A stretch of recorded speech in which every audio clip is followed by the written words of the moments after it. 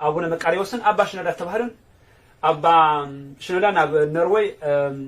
سلون تري ولهم أبونا مكاريوسكا ناب جرمن عرف خللو زيهم كلتيهم كبر الفقني زيهم كلتيهم كبر الفقني زيهم كلتيهم كبر الفقني زيهم كلتيهم كبر الفقني أبا شنودا بابنا أنطونيوس استشيمو بزي فقاد أبا أنطونيوس ناب أمريكا مصيهم بعلي يفتحي تمخيرهم مالتي أبدأ بسم على بالقاس وذات حسام خورنيرم كاو حلف له مزح نيرو كوينغن على بالقاس تم إيرتاسينو دزبلوهم زلو مصيهم أبدأ مصيهم كهنتهم حزناكم بس نخان حزناكم بفلات ختصوعوا بأباش نداد يكونس أبا ما هسنتلنا كتصوعوا سنودس بمول دمسي وسنولم دبداب بدرجة حملهم يرى لومي كمنا إجزابير أملاخنا قدس فقط أزي وسان الزخور نطبي حيزنا لما خن الزارب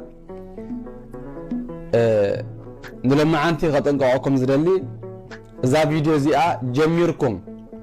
مالت بسمع بيلا وسبحات لجزي أبير إلى كسع زود إذا فيديو كسبت ودا عقل جيركم كتسمعوا زي تقول تهونكم جيجار بدي تحسكم كتكود سلا زي دلي كير أخوما حج أنت وقارتكم ما زبالة أي إذا فيديو زيا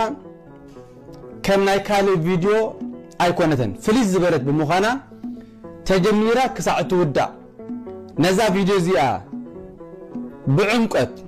إن أستمتنكم مالت أبحق تسردكم أنت لا سمعكم برقص لو طلع نزا فيديو زي سمعنا كلاتنا ونحاف انتيلنا دمسنا ون انت اسمعنا برقص لو طلع نزا فيديو زي سمعنا اب تغبار نخنو علا اب غودنا نزلو ابوتات كنزراربو من تدافتينا برقص لو طلع سلازي اذا فيديو زي جميرا كسابت ود كمزا قدم زبلكم كتسمعوا زي تقول انت خلنكم جيجار بيك متان كي توصلوا حج انت قدفت ما زبل زيتها بسم اب وولد ومنفس قدوس احدو املاك امين افتفر عليك كل العالم اتركوا وغناتنا مجمرتا مسنا እግዚአብሔር ፍጹም ዝኾነ ሰላም ኣብ ህይወትኩም ጥዕና ንስራሕኩም ድማ ኣሳልጦን ዓወትን ንምነ ወገናትና ኣብ ዝሓለፈ ብዛዕባ እዞም ሰባት እዚኣቶም ዝምልከት بحد علامات رأي نسوون بتي أبن أنطونس زبل ناينو ديان تيما شراول فنتي تأتاتيوم نبيت كريستيانن هزبان نمدخا مزخطل وزلو جاكان زخوني استنعب زمت انت زي كوينو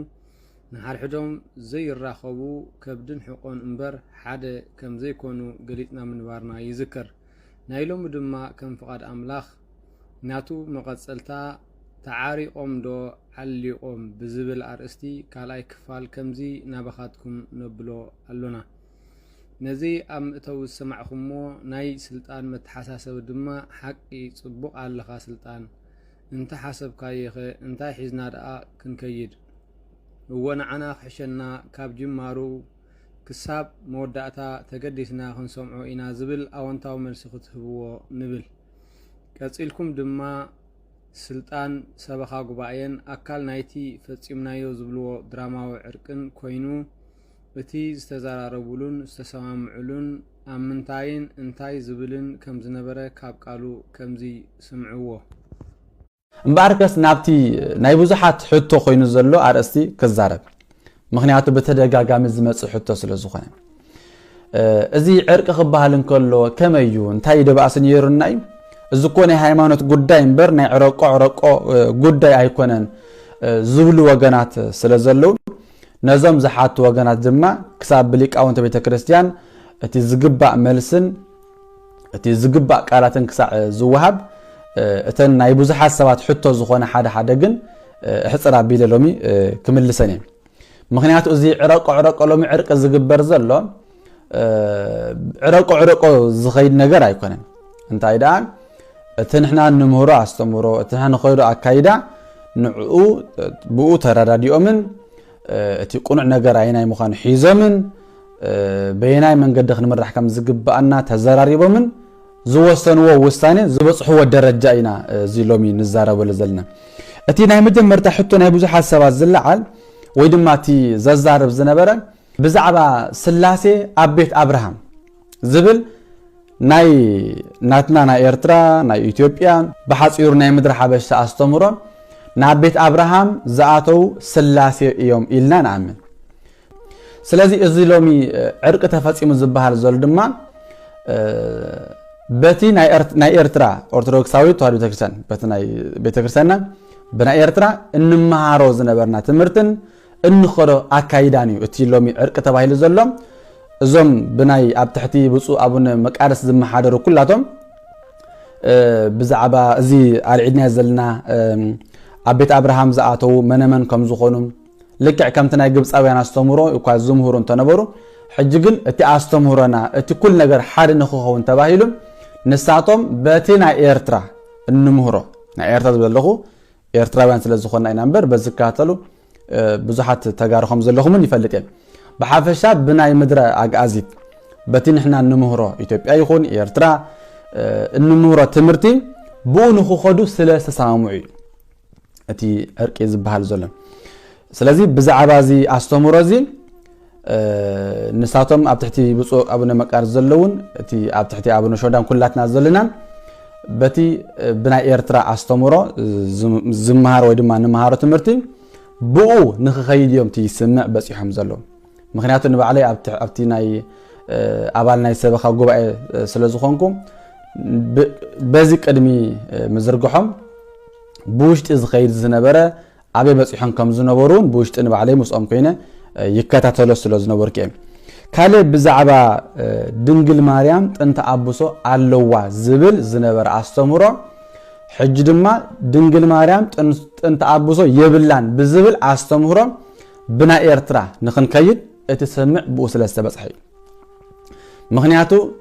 ንሕና ንኣምኖ ንሕና ንምህሮ ትምህርቲ ቅድስቲ ድንግል ማርያም ጥንተ ኣብሶ የብላን ዝብል ኣስተምህሮ እዩ።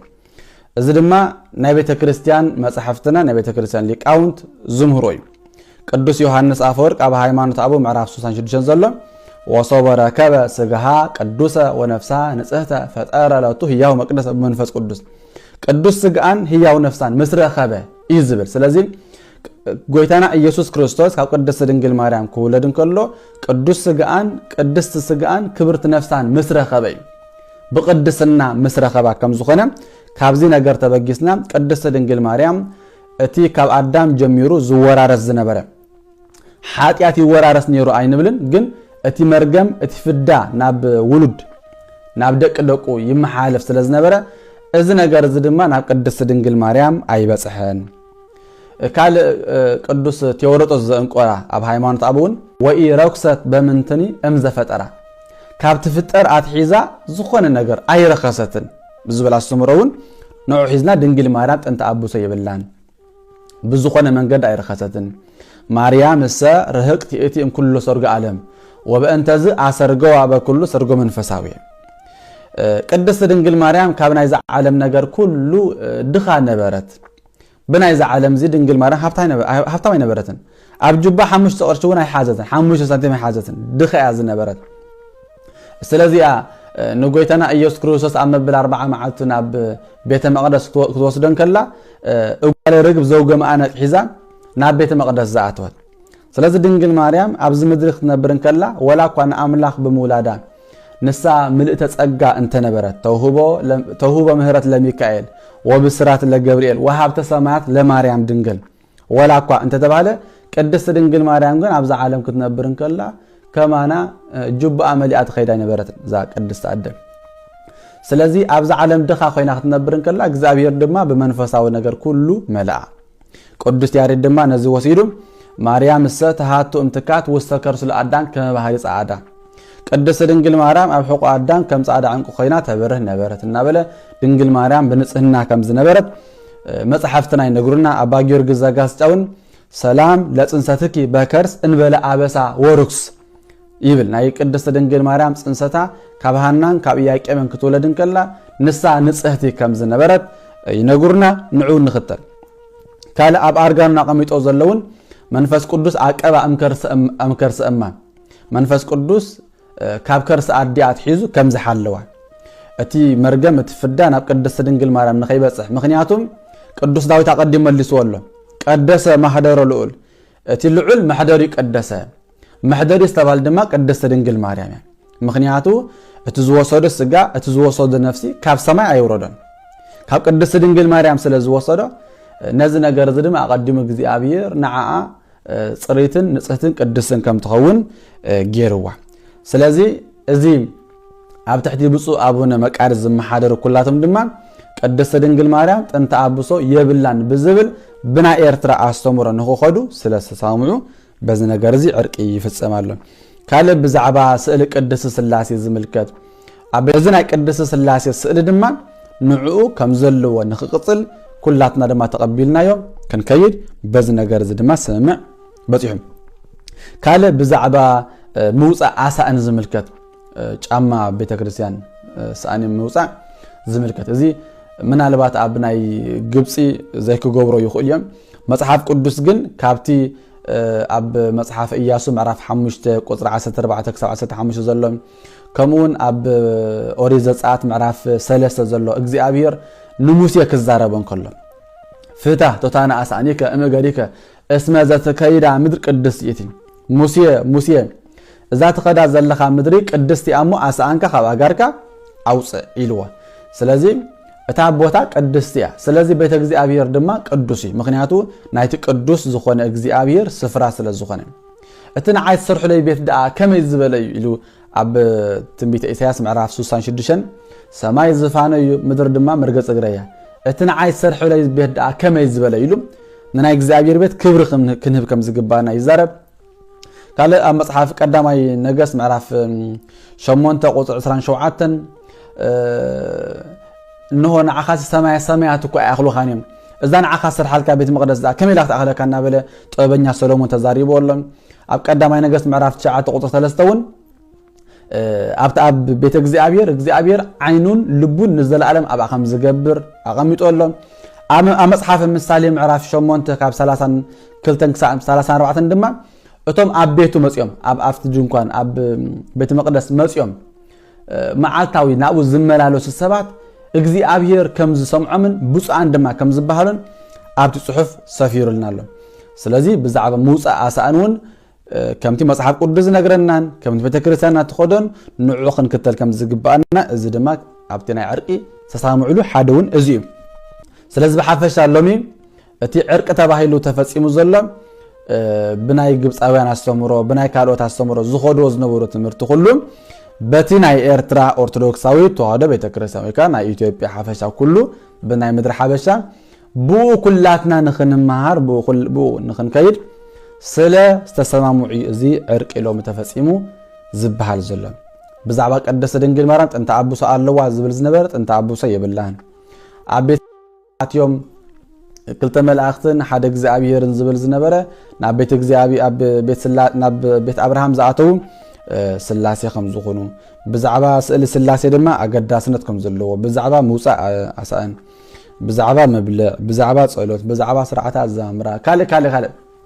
ብዙሕ ነገር ዝርዝራት ኣሎ ስለዚህ ካብቲ ኩሉ እቲ ተሳምዑሉ ስምምዕ እቲ ዕርቂ ተባሂሉ ዝነገር ዘሎ በቲ ናይ ኤርትራ ኦርቶዶክስ ወይ ከዓ በቲ በሓፈሻ ብናይ ምድሪ ኣጋዚት ኣስተምህሮ ንኽንከይድ ስለ ዝተሰማምዑ ሰሚዕኩምዎ ኣለኹም መጀመርታ ስልጣን ንነገሩ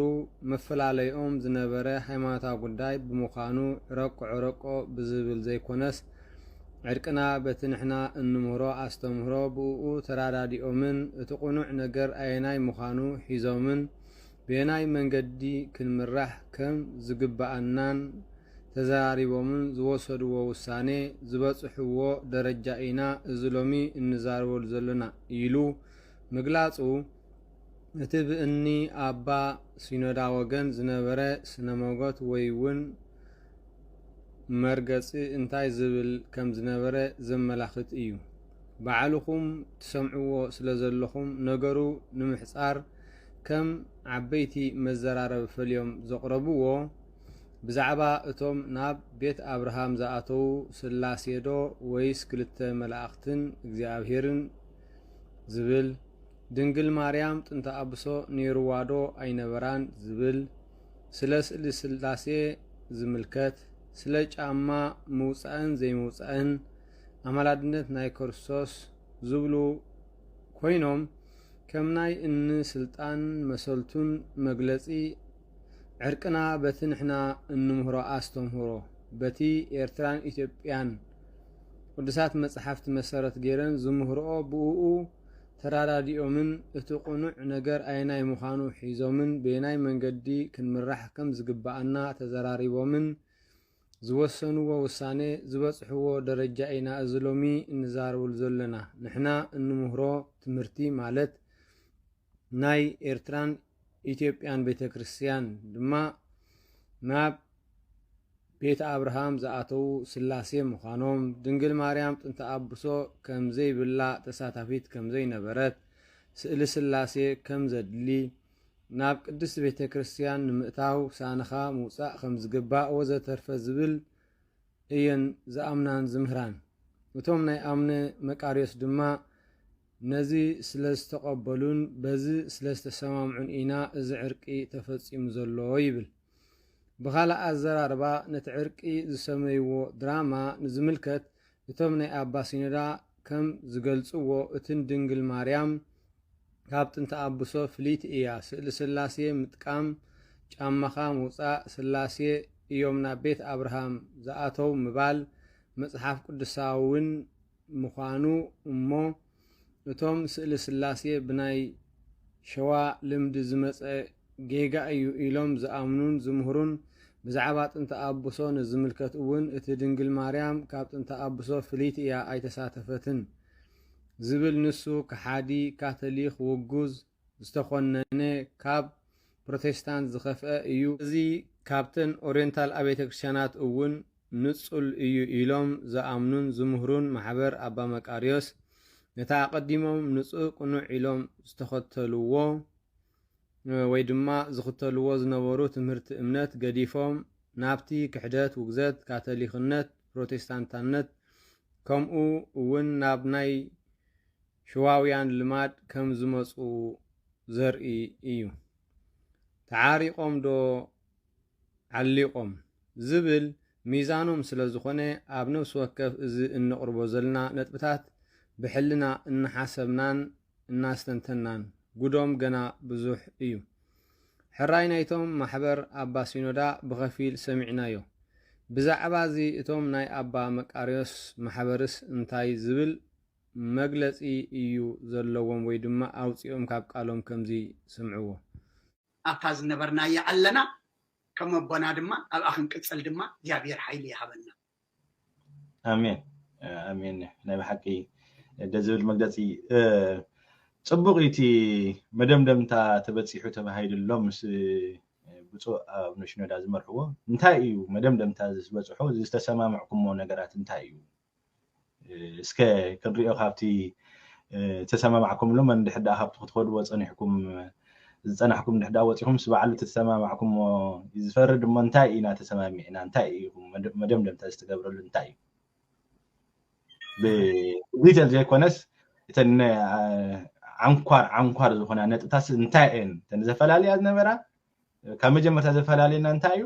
እንድሕዳ ካብቲ ዕላማኹም ወፂኹም ትበሃሉ ነርኩም መጀመርታ ሒዝኩሞ ዝነበርኩም ዕላማ እንታይ ነይሩ እዚ ሕጂ ሒዝኩሞ ዘለኹም ዕላማ እንታይ እዩ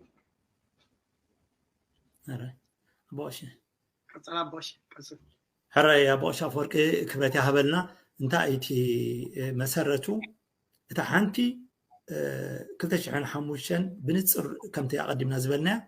ተዘሰሓበት ሕጊ ቤተ ክርስቲያን ኣቶ ይፍትሐ ምስ ውሱናት ሰባት ኮይኑ ዘማሓየሻ ወይ ኣብ መንዲ ገይረ በዚኣ ተመርሑ ዝብል ብዓንቀፃት ከይድና ክንሪኦ ንኽእል ናብ 37 ዝቀየሮ ነታ ሕጊ ካብ ሸዓት ሒዝና ኢና ተቃዊምናያ እዛ ሕጊ እዚኣ ከዓ ሕጂ ካብቲ ተሰማምዓናሉ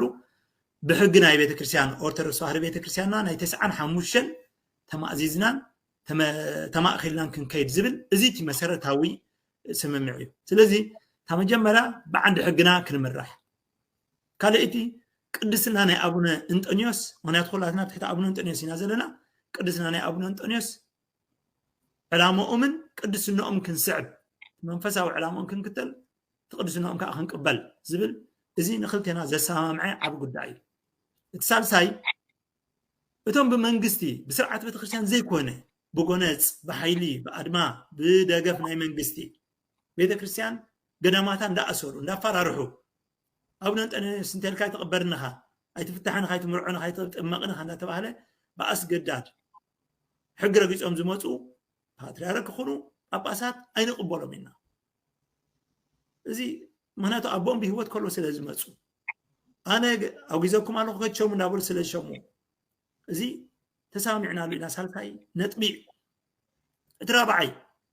بزو أبونا مكاريوسن بزو أبونا شنودان نزي أبدا جزلو حزبهم نخلو أبدا تقدس أبونا أنتونيوس زمرح أورثودوكساوي ودي بيت كريستيان بفقرن بسنيتن أبوتات كوينهم كمرحوا زي حدا رابعي أزي أقداسي مسما معي نت بنائي مالتيو كالي أتي بدحرو زماتسع تنقل إذا بأسا أبونا تأسرو حقنا تغيرو زي نبري إذا تسألمتها زماتسع ناي استفلا وديت ناي سيطان أكرا خارج بحال ويد ما استفلا ناي قدس مريم ديو ناي سئل سلاسي دو ناي نا ابراهام زعتو سلاسي ديوم ملاقت ديوم سب ديوم زبل إذا بلقاونت بيت كريستيان زعرف قداي وزعرف قداي كون تخونه إذا دما بيت كريستياننا صنحتو ودما تبلو أبوتات ጳጳሳት ውን ስለዘለውና እዚ ተሰማሚዕና ተራዳዲና አሳብ ዝኾነ ዝኾን ተዓሊሙ ክፀና ሓብ ቀጻለ ግን እዚ ነገራት እዚ ኸኣኒ ሲኖዶስ ቀይሙ መዕለምታ ባዕሉ ክህቦ ትእዛዝ ክህበሉ በዚ ውን ንራዳዳ ኢና ተባሂሉ ንጹር ዝኾነ እዩ ስለዚ እንታይ ኢና ንብዘልና በሓፈሻ ንሕና እቲ መጀመርያ ዝፈላለየ ሓዊ ዘእተወ ዘባኣሰ حق مقيارون أبونا مأسارون ترعين أبزين فوكس كقبل سب بزي من أربعة ترسع نقرات كده انتلون أو بيك إيش من الله خير صبوا نامو داتا هنا قبل هذه أم هي حد ساعات نحمش نقرنا لنا أبونا ملاك سلام مزازم مسقبر له حرب وش دارجا مدقام كي كون نخلن بيك أشي حلفهم صبوا جرو تنكفون أيو تقدميتي أب حدث أولا كوف كنبل زجبرهنا قدسنا ابن أنطونيوس مقبالن نتانا يتسعن حمشتن على عوادن يا مكنياتو اتخال حجي كزرزر دصن حون نمخفى ببجزيو زلعل زنبرئي اذا دما بيت كريستيان ملس اللوا نحناسي بيننا أنا إرترا بيت كريستيان زبها لي يبلنا مغنياتو نعنا زمسل اللوا نايك أمك أفل اللي مبر ناي سرعات نايتي قننا فل اللي يبلنا إتن كالا أتزبولو أدما يبلا توم أبوتات كلتيهم تراخيبهم مسم زمسلوهم ناي أورينتال مسرخبوهم دماني زخوان نجر نتولي دماني زقودله كملنا زقبطه كقنعلنا زي تزارربنا له خليناون زون رسيحهم يلم كملنا توما بوتاتون بكل نجر لعلينا يوم اما اتي تسمع معنا لن نسان ايان زخونه نجر ام مسرح دما بحنسا ان ناخذ كدما زرئ نجر دما بزح كله سلازخل جن ابيك اشحلفهم صبغ يرو سلازبلن نعم زي أنت والكو زي موساد غيكون نتسوين كسلتشوا زي زمسل سمعكم وقالكم زقرم زياتهم دما أنصار اتيوم زي الرخب ملسي أبتا زنبرنا يا ألونا كم أبونا دما أبتا زنبرنا يا خنقصد إجزابير حيلي هابنا دحرمالت نمحصار اتي عنكوار تسمعنا له زبلو خقل خلو كم زسمعكم وم بزعبا حقي بيت كريستيان قال أوادي نتي فتاهي أما حيشيا إلو زوصاء نزي مقبال وي بعند حقنا كنمرح قال بقدسنان علامان ابن أنطونيوس زبل نخلتينا زي السمامع عبي قدائيو سالساي نتوم بدقف ناي منقست زمصو باتريارك يخنو باباسات أين قبلومن إنا إلنا تسمامعنا رابعي بصو ابن مقاريوسن بصو ابن سيندان نزي أبدق زلو حزبهم نخلو أبتحتي أمن أنطونيوس زمراح أبوتات كوينوم كمرحوو اتقن دي زبعاسة اتي ኣቦና ተኣሰሩ ሕግና ተቐየረ ዝብል እኳ እንተነበረ ካልእቲ ድሒሩ ዝመፀ ጸለመታት ውዲት ናይ ሰይጣን ኣከራኻሪ ዝበሃል ወይ ድማ ዝተፈላለየ ናይ ቅድስቲ ድንግል ማርያም ድዩ ናይ ስእሊ ስላሴ ዶ ናብ ቤተ አብርሃም ዝኣተው ቅድስቲ ስላሴ ድዮም መላእኽቲ ድዮም ሰብ ድዮም ዝብል ብሊቃውንት ዝዓረፈ እኳ እንተኾነ ብስምምዕን ተራዳዲእናን ክሳዕ ዝኾነ ዝኸውን ተዓሊቡ ክጸንሕ ኣብ ቀጻሊ ግና ሲኖዶስ ቆይሙ መዕለቢ ክገብረሉ ኢልና ኢና ተዓሪቕና ይብሉ ሰብ ክልተ መልሓስ ወይ ድማ ልሳን እዞም ሰባት ተዓሪቆም ዶ ዓሊቆም ነዚ ድማ መዓርግ መጻወቲ ኮይኑ በቶም ሊቃውንት ናይ ኣባ ሲኖዳስ ተባሃሉ ዝወፀ መግለፂ እዩ ከምዚ ስምዕዎ ብኹላትና ቅቡላትን ክኾኑን ቅቡላት ኮይኖም ናይ ግድን ክኸዱ ዝግብኦም ዝነበሩ ኣርስቲ ስለ ዝነበሩ እሳቶም ተላዒሎምን መፍትሒ ተረኺብዎምን ብሙሉእ ስምምዕ ኢና በፂሕና ኣሎ ንዝኾነ ዝተላዕለት ኢሹ ማለት እያ እዘን ዓበይቲ ኣርእስቲ ዝበሃላ ዘለዋ ተደጋጋማይ ዝጥቀሳ ግን እዚኣተን ጌጋየን መናፍቅነትን ውጉዛት ትምህርቲ እየን ኢልና ይኮንና ንወሲድና ብኸምኡን ኣይኮንናን ንወስደን ከምኡ ክንብል ተኮይና ኣብ ትሕቲ ዘን ትምህርቲ እዚኣተን ኣፅሊለን ዘለዋ ካልኦት ኣሕዋት ቤተክርስትያናት ንዓተን ኣብ ምኹናንን ኢና ንኸይድ ስለዚ ብኸመይ ክፍታሕ ነይርዎ እዚ ኣርእስቲ እዚ ኣብ ሓደ ኣገልግሎት ኣብ ሓደ ምሕደራ ኣብ ብሓድነት ክትከይድ ተደኣ ኮይንካ ኣብ ነገርካ ኩሉ ናይ ሓባር መረዳእታ ክህልወካ ኣሎ ግድን ክህልወካ ኣሎ ኣብ ሓንቲ ኣውደ ምህረት ኮንካ ኣብ ጽላል ሓንቲ ቅድስቲ ቤተክርስትያን ኣጽሊልካ ክልተ ዓይነት ትምህርትን ክልተ ዓይነት መንገድን ክትከይድ ኣይትኽእልን ኢኻ ስለዚ ትኸውን ዘለዎ ነገር እንታይ እዩ ንሕና ሽምና እንታይ እዩ ዝብል ናይ ኤርትራ ኦርቶዶክስ ተዋህዶ ቤተክርስትያን እዩ ዝብል هو ካልኦት ኣሕዋት ቤተክርስትያናት ኣለዋና ዶ እወ ኣለዋና ተንተረፈ ሓሙሽተ ሳተን የምህሮ ደንዝ ትምህርትታት ዝበሃል ዘሎ እዘን ዓበይቲ ኣርባዕተ ርስቲ እወ እምህሮኦ ቅበሎ እቡ ይኸዳ ተኾነ ግን ንሕና ኤርትራውያንን ናይ ኤርትራ ኦርቶዶክስ ተዋህዶ ቤተክርስትያን ትበሃል ልኡላዊት ቤተክርስትያን ዘለና ህዝቢ ኢና ስለዚ እቲ ትምህርቲ ጌጋ ኣይኮነን እንተኾነ ግን ኣብናትና ኣጋዚት ቤተክርስትያን ልሙድ ዘይኮነን ቅቡል ዘይኮነን ስለዝኾነ ሓድነት ጌርና ብሓደ ክንጓዓዝ ተደኣ ኮይንና ከዓ ሓደ ዓይነት ኣረኣእያ ሓደ ዓይነት ቋንቋ ኣብ ተልዓለ ኣርስቲ ሓደ ዓይነት ምላሽ ክህልወና ስለዝግብኦ ኣብቲ ዝፀንሐ ጥንታዊ ናይ ኤርትራ ኦርቶዶክስ ተዋህዶ ቤተክርስትያን መፅሓፍቲ ሰዓታት ኣብ ገዳማት ስብኽ ዝነበረ ትምህርትታት ኮታስ ትውፊትን ቀኖናን ናይ ኤርትራ ኦርቶዶክስ ተዋህዶ ቤተክርስትያን ንዓዓ ዓቂብካ ንምኻድ እዩ ከምቲ ዓንተወይ መርጌታ ተገብርኤል ክብሎ ፀንሑኑ ተመሊስና ኣብታ ብ95 ዓመተ ምህረት ዝተፃሓፈት ሕግና ንኽእል ንብል ስለ ዘለና ሕጊ ናይ ኦርቶዶክስ ተዋህዶ ቤተክርስትያን ስርዓትን ንብል ካብ ሃለና ኣብቲ ናታ ስርዓት ዘኺደና ትምህርቲ ኢና ክንኣቱ ዘለና ብዝብል ኣርእስቲ ኢና ዓፂናዮ ኦፍ ኮርስ ኣቀድም ኣቢሎም ናይቲ ብ95 ዝወፀ ቃል ኣዋዲ ብኡ ክምርሑ ከም ፀንሑን ነጊሮም ኣለው ስለዚ እቲ ትምህርቲ እምበኣረይ እሳቶም እናቶም ፅቡቅ ፍቃድ ኮይኑ እግዚኣብሔር መንፈስ ቅዱስ ወቂድዎም ኣብታ ቤተክርስትያን ፀንሑ ልዕሊ 2000 ዝኣክል ዓመታት ክመሃረሉ ፀንሐ ስርዓቱን ሕጉን ቀኖንኡን ናይቲ ቤተክርስትያንና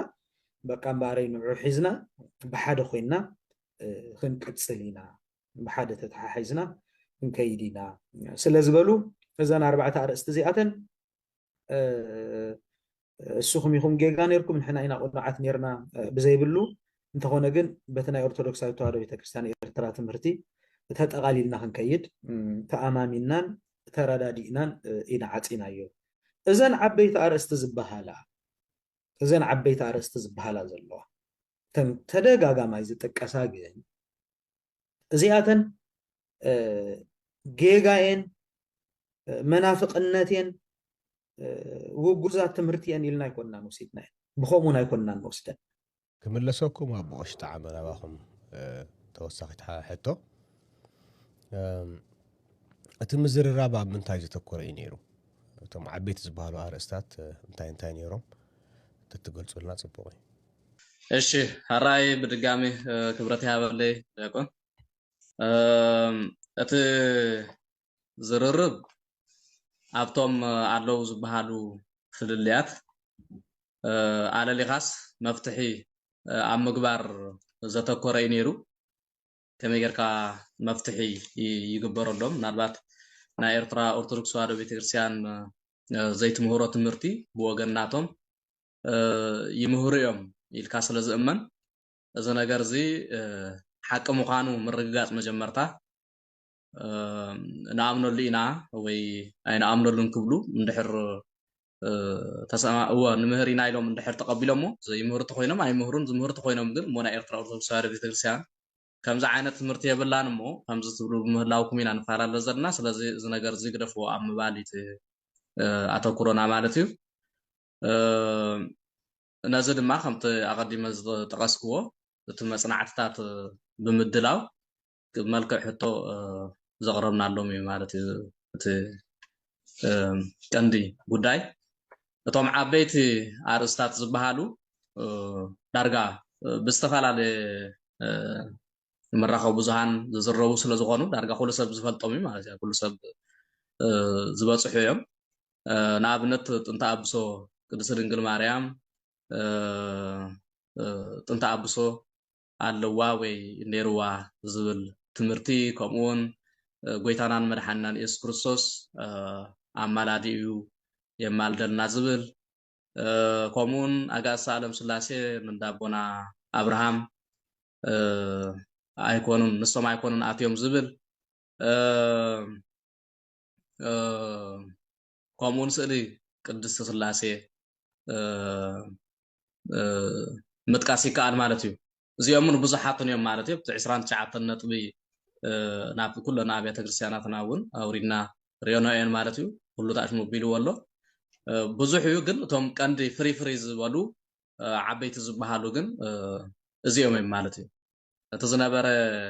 ሽግር እንታይ እዩ ትጉድለት እንታይ እዩ ምናልባት ናይ ግብፂ ቤተክርስትያን ትምህሮ እያ ስለ ትምህሮ ኢና ንምህር ዝብል ነገር ኣሎ ማለት እዩ እጂ እንተኾነ ግን ናይ ኤርትራ ኦርቶዶክስ ተዋህዶ ቤተክርስትያን ዘይትምህሮ ክሳብ ዝኾነ ትምህርቲ ንኣብነት ኣነ ብሓደ ዓዲ ከይደ ተማሂረ እንድሕር ደኣ መፅየሲ ነቲ ዝተምሃርክዎ ትምህርቲ ምፅኢ ኢለ ኣብቲ ዘለኽዎ ሃገር ክጅምሮ ኣይክእልን እየ ማለት እዩ ናይ ቤተክርስትያን ሲኖዶስ ስለ ዘለዋ ሊቃውንቲ እውን ስለ ዘለዋ ብኡ መሰረት ኣቕሪብካ ከምዚ ዝመሰለ ነገር ሲ ተማሂረ መፅኦም ሞ እዚ ትክክል ይመስል ኢልካ ካብኡ ድማ ተቐባልነት ምስ ረኸበ ኢኻ ተሰሚዕካ ትገብሮ እምበር ብውልቅካ ኣይከውንን ማለት እዩ እጂ እቲ ዝኾነ ጉዳይ ከምዚ ዓይነት ነገር እዩ ማለት እዩ ብፃ ኣቡነ መቃርዮስ ዝተምሃርዎ ዝፈለጥዎ ነገር እንተደኣ ነይርዎም ሲኖዶስ ተራዲኦም ክገብርዎ ይግባእ ነይሩ ግን ከምኡ ስለ ዘይኮነ ኣብ ኤርትራ ከለና ኣትሒዙ ናፋንዮም ተሃድሶ እዮም ዝብል ነገር ነይሩ እቶም ዓበይቲ ኣርእስታት ዝበሃሉ ዳርጋ ብዝተፈላለየ መራኸቢ ብዙሃን ዝዝረቡ ስለ ዝኾኑ ዳርጋ ኩሉ ሰብ ዝፈልጦም እዩ ማለት እዩ ኩሉ ሰብ ዝበፅሑ እዮም ንኣብነት ጥንተ ኣብሶ ቅድስቲ ድንግል ማርያም ጥንተ ኣብሶ ኣለዋ ወይ ነይርዋ ዝብል ትምህርቲ ከምኡውን ጎይታናን መድሓኒናን ኢየሱስ ክርስቶስ ኣማላዲ እዩ የማልደልና ዝብል ከምኡውን ኣጋእዝቲ ዓለም ስላሴ ምንዳቦና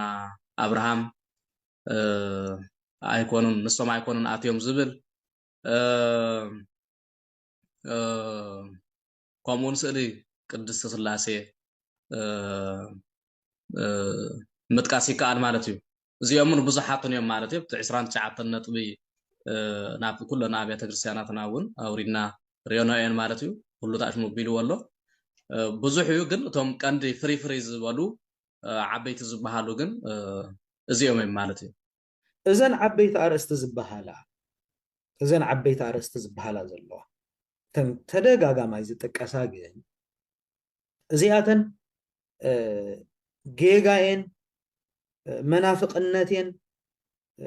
ውጉዛት ትምህርቲ እየን ኢልና ኣይኮንናን ወሲድና ብኸምኡን ኣይኮንናን ንወስደን ሰሚዕኩምዎ ኣለኹም። እዚኣቶም ነቲ እቶም ናይ ኣባ መቃርዮስ መሰረታዊ ዶግማዊ ትምህርቲ ዘወግዝ ምስ ካቶሊክ ሓደ ዝገብር ካብተን ኦሪየንታል አብያተ ክርስቲያናት ዘነጽል ወይ ዝፈሊ ወዘተ ዝበልዎ ምንም ከም ዘይኮነ ኣቕሊሎም ዝርእዩ ክኾኑ ከለዉ ኣብቲ ዕርቂ ድማ ዝኾነ ተዓሊቡ ዝተረፈ ከም ዘየልቦን ብኩሉ ከም እተሰማምዑን ዝብል እዩ። እዞም ሰባት ተዓሪቆም ዶ ዓሊቆም? ምስ ኣምላኽ ባእስን ከምዚ ንህዝቢ ምትላልን ከምኡ ከዓ እቲ ኣብ ልዕሊ ቅድስቲ ቤተ ክርስቲያንን ሙሉእ ሃብታን ንብረታን ዘርእይዎ ዘለዉ ቁሉዕ ናይ ወራር ዓመፅን ዘመተን ደው ክሳዕ ዘየበሉ ጉዶም ገና ክወፅእ እዩ።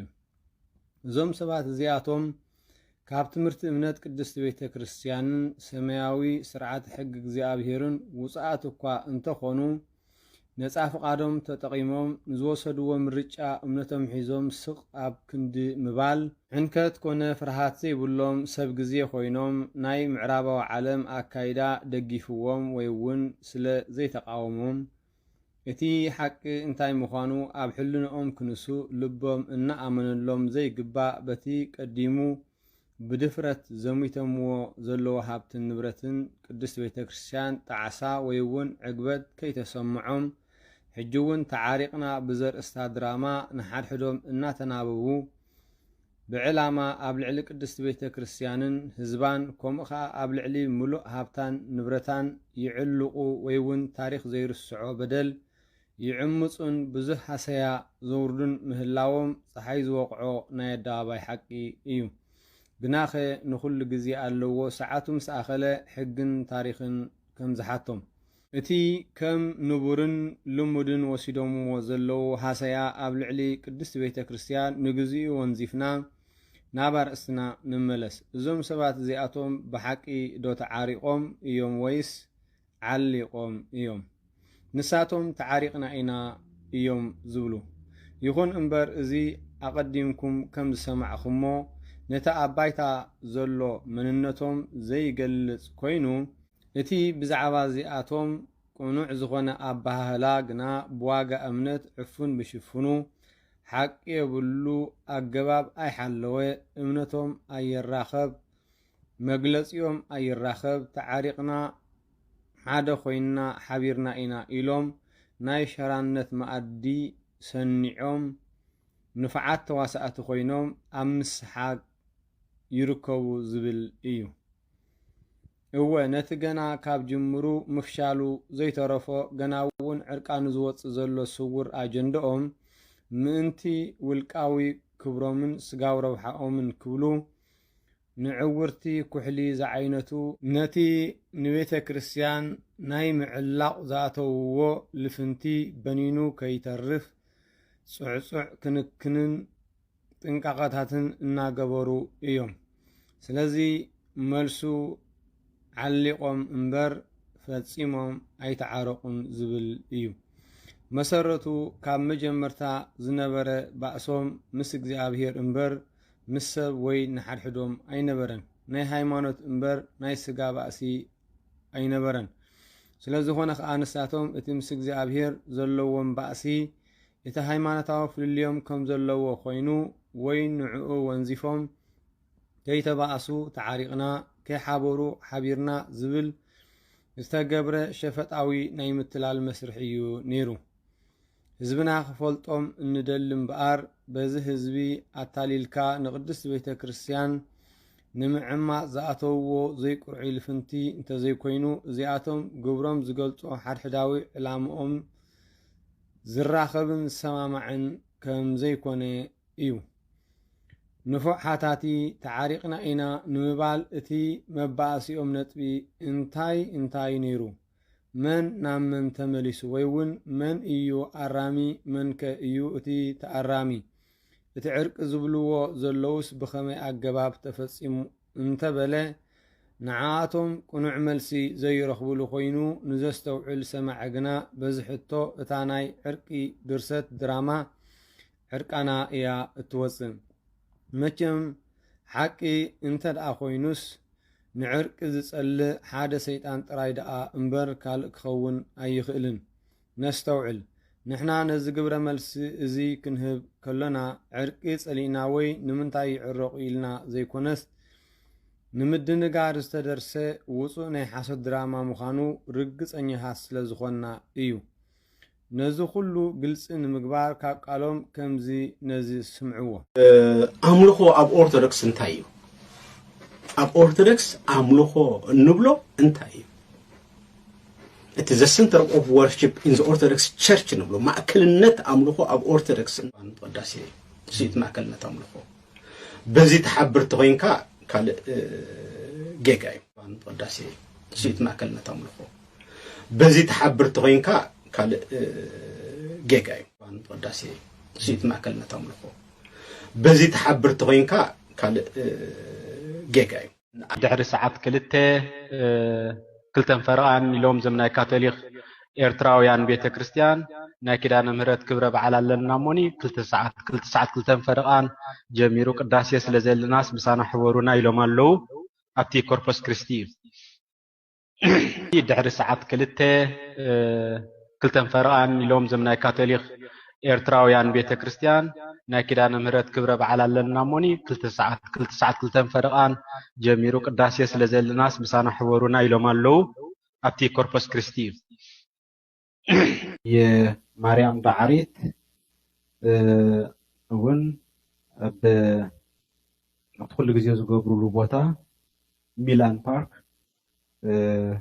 ناي مريم دعريت بعلى لنا مو أبتي نقبرو بعلكا مسانا تصادف ويقولوا له ما إسرائيل أيزولو مس كاثوليكن بروتستانتن ناي أملخو حبرت هاللوم رأيوم ببيت كريستيانوم نابو خيدو كبلو يسمعو نابلو ناتكم بيدو نابزي كوم زبل قريج أمام جم اللوم من بحقي بيت كريستيان زي سمسناي كاثوليكن بروتستان يملخو حبرت هاللوديو نتايو بخمي مقد إيدي سكان اتقالت ولا يفلطون يوم كم زلو كان 10 يوم جاتهم እግዚአብሔር محرم مسكاتلي خنت خوينو من يزقربنا بعتهم كاتلي خيلكا ترى جمجمكا مساكين زومكم اللي مزارب زلو زي يفلطو ነገር يم كابانا نلعلي نابنت نا كاثوليك بيت كريستيان حموشت دوغماوي مسارتاوي مس أورثودوكس بيت كريستيان زفلال اللهم ناي روما كاثوليك بيت كريستيان حموشت دوغماوي زفلالي حقتات اللهم تقدميتي ملكوتن تسبيتن تبل ابتنا كركدون غبا استفلالي له ملكوت يغبر غبر ملكوت وتسبيت يغبر غبر تسبيت زبل حدا معناتي اتخال اي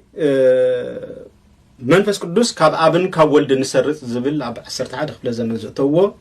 نتا مسوم زنبرت ناي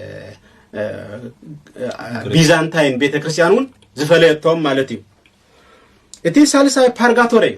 بارغاتوري منصه سات زبل ولو مسموتكا تصنحالو تنصحالو كمتي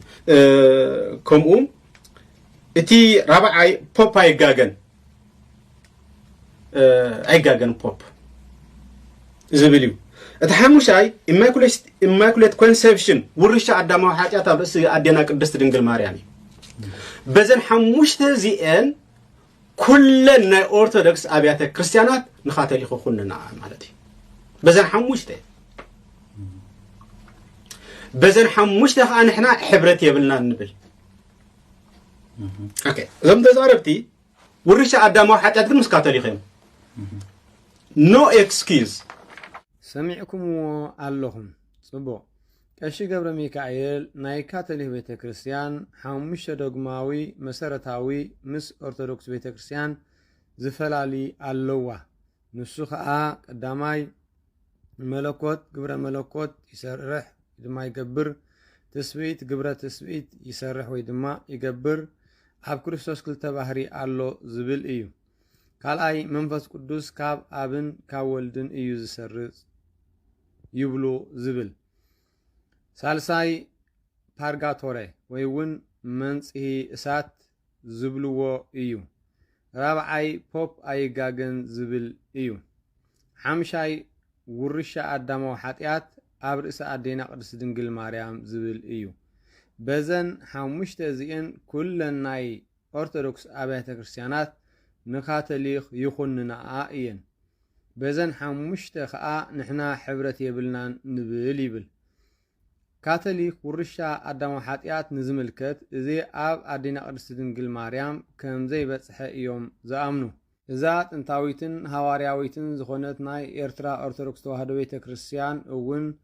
ካቶሊክ ኢሎሞ ኢላ ብቤላቤሎ ዘይኮነስ ቅዱሳት መፅሓፍቲ መሰረት ገይራ ውርሻ ኣዳም ሓጢኣት ንኣዴና ቅድስት ድንግል ማርያም ከም ዘይምልከት ንሳ ካብዚ ነገር እዚ ኩሉ ፍልይቲ ንጽሕቲ ምዃና ተኣምን። ስለዚ ከም ናይ ቀሺ ገብረ ሚካኤል ትምህርቲ እምነት ትሰምዕዎ ጸኒሕኩም ኢኹም ንሕና ውርሻ ኣዳማዊ ሓጢኣት ንኣዴና ቅድስት ድንግል ማርያም ዘየካትት ንሳ ካብዚ ነገር እዚ ኩሉ ፍልይቲ ንጽሕቲ እያ ምባልና በተን ኣሃት ኣብያተ ክርስቲያናት ውጉዛት ኩንናት ካብ ሕብረተን ዝወፃእኹም ንጹላትን ምስ ካቶሊክካ ሓደ ኢኹም ዝብል እዩ።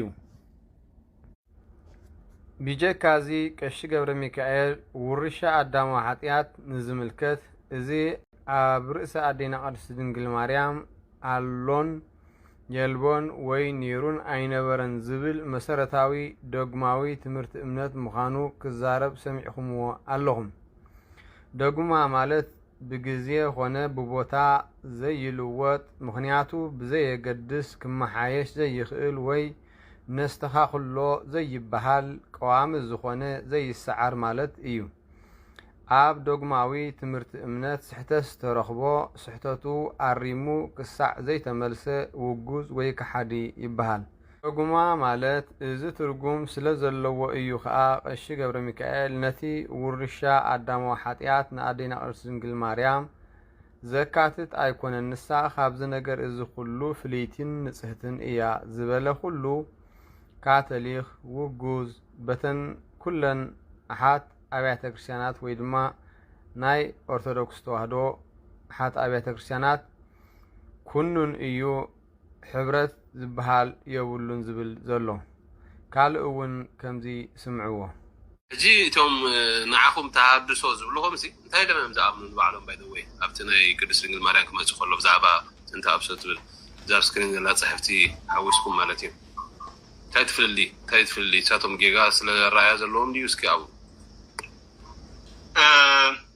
ናይ ኦሪየንታል ኣብያተ ክርስቲያናት ወላ ሓንቲ ትቕበለን እያ። ኢምፓክት ብውግዘት እዮም ዝርእይዎ። ስለዚ ኦሪየንታል ኣብያተ ክርስቲያናት ኣይቅበልኦን እየን። ከምኡ እንተ ኢላ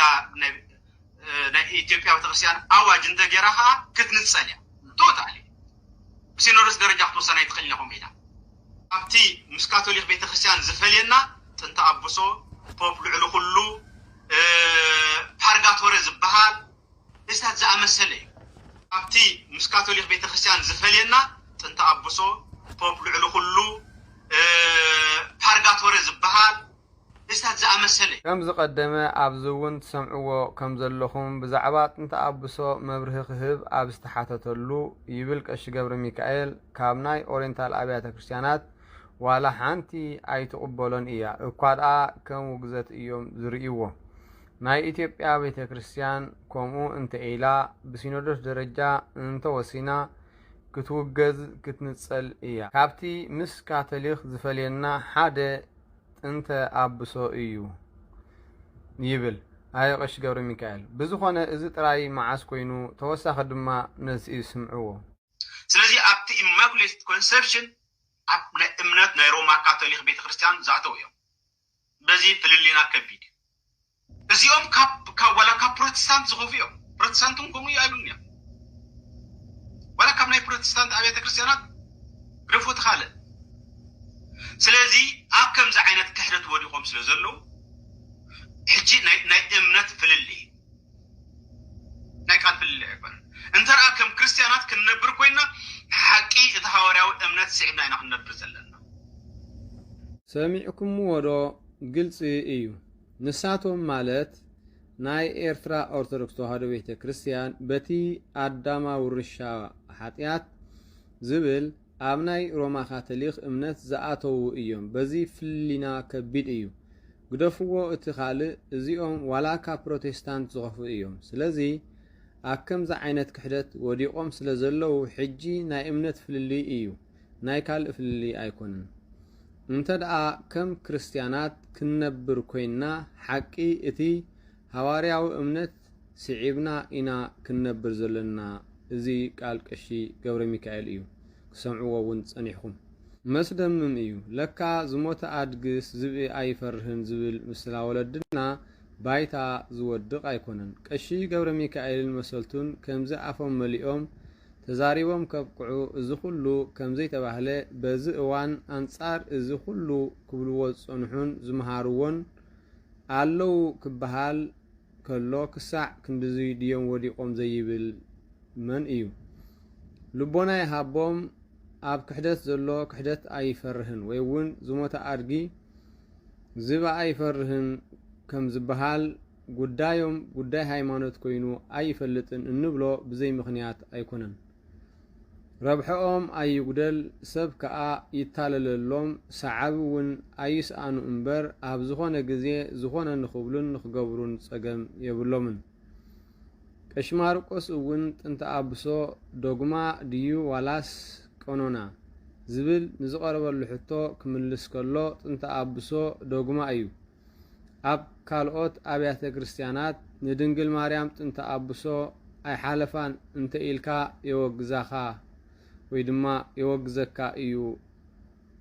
ይብል። ካብ ቃሉ ከምዚ ስምዕዎ። حرة أتعشمونيتي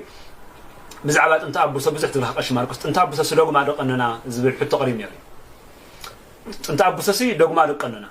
بحث بذلك قانقنا أنت أبو سك قننا يكون دوج ما خبنا زخل كان تايو استكرستاز وسد السجع استي أجنّ زنبرة كلمة مودع زنبرة دي سجع وسيدهم ويس دحرت مودع زنبرة سجع اللي بيسم أفكارات عبادة السنة زنجرزي كم منن كسم عبيتهم وحط استمغرب بلا مصغر أنا قلت اللي كان بالليل كم زي خمسين أكذب بس لازم أنا ما يكون كل فترة تصلي أكلت عبادة السنة يوقف زكاة بزعل أنت أبو سوا حلفة تلك يوقف زكاة بيقول ما رأينا حلفة تلك يوقف زكاة لا في سنة حلفة تلك يوقف زكاة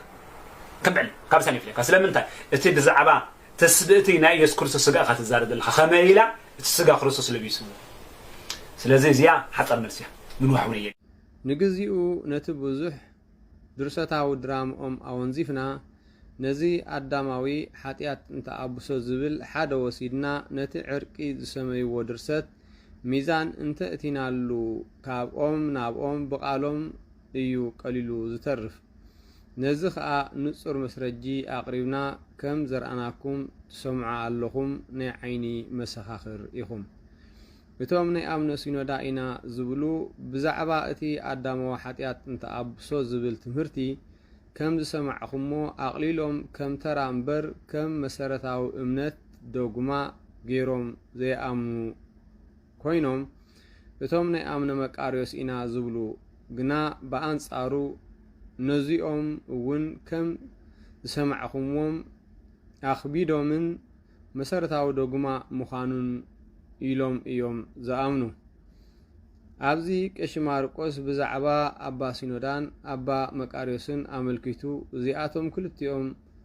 ከብድን ሕቆን እዮም ኣይራኸቡን ምባሉ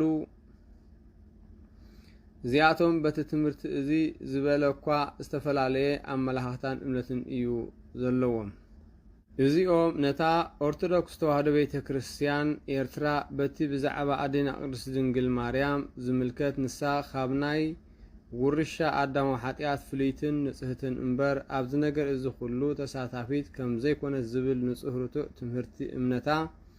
ካሓዲት ካብተን ኦሪየንታል ሓት ኣብያተ ክርስቲያናት ዝተፈልየት ንጽልቲ ውግዝቲ ኣብ ናይ ሮማ ካቶሊክ እምነትን ሕብረትን ዝኣተወት ካብ ፕሮቴስታንት ዝኸፍአት እያ ዝበልዋ። በዚ እቶም ማሕበር ኣባ ሲኖዳ ካብ ናይ ኤርትራ ኦርቶዶክስ ተዋህዶ ቤተ ክርስቲያን ዝተፈልየ ትምህርቲ ዘይብሎም ብምዃኑ እዚ ክሕደት ውግዘት ኩነኔ ካብ ፕሮቴስታንት ዝኸፍኡ እዮም ወዘተርፈ ዝበልዎ ኣብ ላዕሊ ክሰምዕዎ ዝጸናሕኹም ቃል ነዚኣቶምን ዘካትት እዩ ነይሩ። እንተኾነ እቲ ጉዶም ክቐልዕ ዝመጸ ዕርቂ ዝተሰምየ ድርሰት ነገሮም ፋሕ ከም ዝብል ገይርዎ ይርከብ። ከመይሲ ተዓሪቕና ክብሉ ከለዉ ባዕላቶም ዝምስክርዎ በቲ ዘወግዝ ካብ ኦሪየንታል ኣብያተ ክርስቲያናት ከዓ ዝፈሊ በቲ ካቶሊክ ዘብልን ካብ ፕሮቴስታንት ንላዕሊ ኩፋኣት ዘስሜካን ትምህርቲ እምነት ስለ ዝኾነ እዩ። ብኻልእ ኣዘራርባ እቶም ናይ ኣባ መቃርዮስ ካብቲ እተን ኦሪየንታል ኣብያተ ክርስቲያናት ዝምህርኦ ቁኑዕ ዝበልዎ እምነት ካብኡ ምስ እትወፅእ ከዓ ካብተን ኦሪየንታል ኣብያተ ክርስቲያናት ፈልዩን ነፂሉን ከሓዲ ውጉዝ ኩኑን ካቶሊክ ከብል ዝኽእል ምንኣስ ፕሮቴስታንት ዝገብር ወፂኦም ክሕደት ውግዘት ኩነንየ ተነፅሎ ካቶሊክ ምዃን ካብ ፕሮቴስታንት ምኽፋእ መሪፆም ኣለዉ ማለት እዩ። ምክንያቱ ተዓሪቕና ዝብሉ ዘለዉ ነቲ ዝኣምንሉ ዝነበሩ ትምህርቶም ገዲፎም በታ ኣዴና ቅድስት ድንግል ማርያም ንሳ ካብ ናይ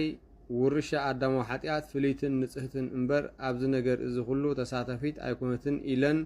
እተን ናይ ኤርትራን ኢትዮጵያን ኣብያተ ክርስቲያናት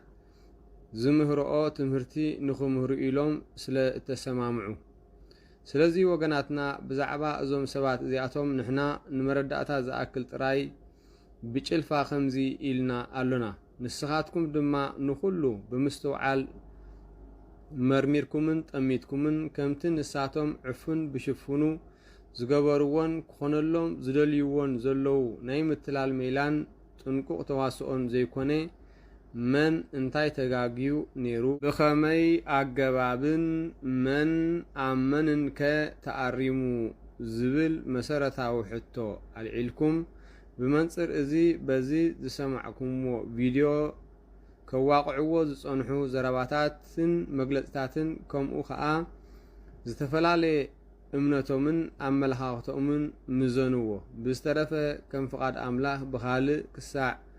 እንምለሰኩም ሰላም ኩኑ። ስብሃት ለእግዚአብሔር ወለወላዲቱ ድንግል ወለመስቀሉ ክቡር አሜን።